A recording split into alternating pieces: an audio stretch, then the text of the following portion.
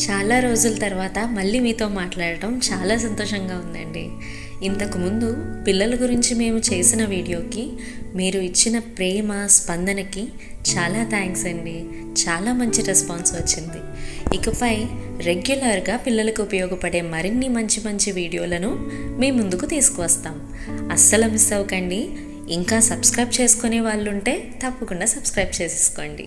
పిల్లలకి మనం ఇచ్చే అలవాట్లు వాళ్ళ జీవితాన్ని నిర్ణయిస్తాయి.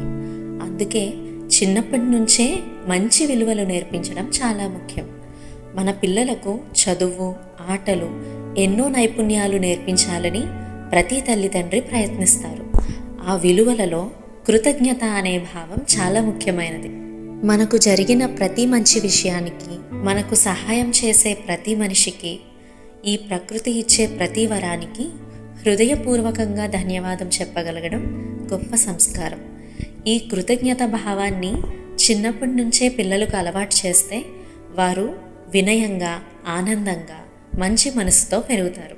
మన భారతీయ సంస్కృతిలో ఈ భావాన్ని పిల్లలకు నేర్పడానికి చిన్న చిన్న శ్లోకాలను చెప్పే అందమైన సంప్రదాయం ఉంది. ఇప్పుడు అలాంటి 3 శ్లోకాల గురించి తెలుసుకుందాం. कराग्रे वसते लक्ष्मी, करमध्ये सरस्वती, करमूले स्थितो गोविन्द, ప్రభాతే కరదర్శనం. ఉదయం లేవగానే మన చేతులను చూస్తూ మన చేతుల ముందు భాగంలో లక్ష్మీదేవి, మధ్యలో సరస్వతీదేవి, చేతి అడుగు భాగంలో గోవిందుడు ఉన్నారని భావిస్తూ రోజు ప్రారంభించాలి. అంటే మనకు కావలసిన సంపద, జ్ఞానం, శక్తి అన్నీ మన చేతుల్లోనే ఉన్నాయి అని గుర్తు చేసుకుంటూ దేవుని ఆశీర్వాదానికి కృతజ్ఞతతో రోజును మొదలుపెట్టాలి. ఈ శ్లోకంలో కొంతమంది కొన్ని చోట్ల విష్ణువుని సూచిస్తూ గోవింద అంటారు, మరికొన్ని చోట్ల దైవశక్తిని సూచిస్తూ గౌరీ అంటారు. కానీ ఈ శ్లోకంలో చెప్పే భావం మాత్రం ఒకటే. మన చేతుల్లోనే లక్ష్మి, సరస్వతి, దైవశక్తి ఉన్నాయి అని గుర్తు చేసుకుంటూ రోజును కృతజ్ఞతతో ప్రారంభించడం. పిల్లలకు అర్థమయ్యేలా ఇలా సింపుల్గా చెప్పండి. ఏ పని అయినా మన చేతులతోనే చేస్తాం కాబట్టి మన చేతుల్లోనే శక్తి ఉంది, దేవుడి ఆశీర్వాదం మనతోనే ఉంది అని గుర్తు చేసే శ్లోకం ఇది అని. పిల్లలకు ఉదయం మొదట నేర్పాల్సింది తమ చేతుల్లోనే శక్తి ఉందనే నమ్మకం. ఈ ఒక్క శ్లోకం ఆత్మవిశ్వాసాన్ని పెంచి కృతజ్ఞతను నేర్పిస్తుంది. సముద్రవసనే దేవి పర్వతస్తన మండలే, విష్ణుపత్ని నమస్తుభ్యం పాదస్పర్శం క్షమస్వమే. సముద్రాలను వస్త్రాలుగా, పర్వతాలను అలంకారంగా కలిగిన భూమాత, విష్ణుమూర్తి యొక్క సహచరిణి అయిన నీకు నమస్కరిస్తున్నాను. నేను నిన్ను నా పాదాలతో తాకబోతున్నాను కాబట్టి దయచేసి నన్ను క్షమించు అని ఈ శ్లోకానికి అర్థం. మనం నడిచే ఈ భూమి మనకు అన్నీ ఇస్తుంది. అందుకే ఉదయం అడుగు పెట్టే ముందు క్షమించు అని చెప్పి నమస్కారం చేయాలి. క్షమాపణలో కూడా కృతజ్ఞత దాగి ఉంటుంది.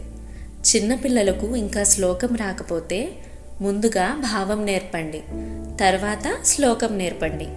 అంటే అడుగు పెట్టే ముందు భూమికి నమస్కారం చేయాలని అలవాటు చేయండి. అన్నపూర్ణే సదా పూర్ణే శంకర ప్రాణవల్లభే, జ్ఞాన వైరాగ్య సిద్ధ్యర్థం భిక్షాం దేహి చ పార్వతీ. ఎప్పుడూ అన్నంతో నిండుగా ఉండే అన్నపూర్ణాదేవి శివుడికి ఎంతో ప్రియమైనవే. మాకు జ్ఞానం, వైరాగ్యం కలగడానికి ఓ పార్వతీదేవి మాకు ఆహారం ప్రసాదించు అని ఈ శ్లోకానికి అర్థం. అన్నపూర్ణాదేవి మనకు ఆహారం ఇస్తుంది. అందుకే కృతజ్ఞతతో నమస్కరిస్తూ భోజనం చేయాలి. చిన్నపిల్లలకు సింపుల్గా అన్నదాత సుఖీభవ అని నేర్పించండి, సరిపోతుంది. ఈ అన్నం మనకు అందడానికి రైతులు కష్టపడతారు, కానీ వారు కూడా పంట కోసం దేవుణ్ణే ప్రార్థిస్తారు. అందుకే ప్రతి ముద్దలో దేవుడి కృప, రైతుల శ్రమ రెండూ ఉంటాయి. అందుకే భోజనం ముందు కృతజ్ఞతతో నమస్కారం చేయాలి అని మీ పిల్లలకి అర్థమయ్యేలా చెప్పండి. మన పిల్లలకు మనం ఇవ్వగలిగే గొప్ప బహుమతి కృతజ్ఞత అనే సంస్కారం. ఈ వీడియో మీకు నచ్చితే షేర్ చేయండి, అలాగే సబ్స్క్రైబ్ చేయడం మర్చిపోకండి. జై శ్రీరామ్. ధర్మో రక్షతి రక్షితః.